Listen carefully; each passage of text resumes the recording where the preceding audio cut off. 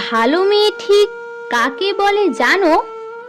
ভালো ছেলে মানে কি তুমিও বলবে? সহজ প্রশ্ন, মাপকাঠি একটি। যে মেয়ে পেয়েছে অঙ্কে 100, যে ছেলে ভূগোলে সেরা, তারাই তো ভালো।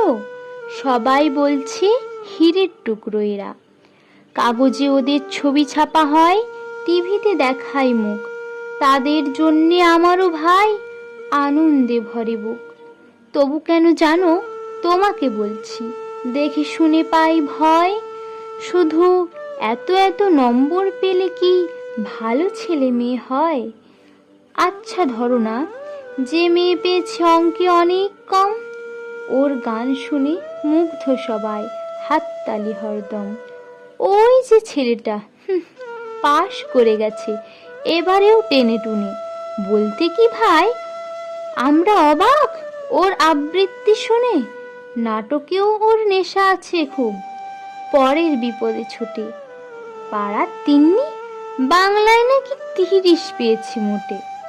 কিন্তু মেয়েটা খেলাধুলোতে 10 খানা গায়ে নামি। সত্যি তুমিও বলবে ওরা নয় কেউ দামি। চাই যে অনেক ইঞ্জিনিয়ার, চাই আরও ডাক্তার, পাশাপাশি চাই শিল্পী, খেলুড়ে, স্নেহময়ী সিস্টার।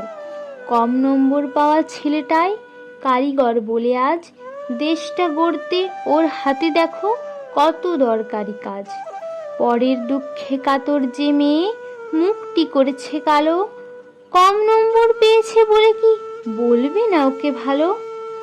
অভাবের টানে কলেজে পড়েনি, ছোট ধর্মার বাড়ি, তবুও ছেলেটা বাবা মাকে দেখে, ভাড়াতে চালায় গাড়ি।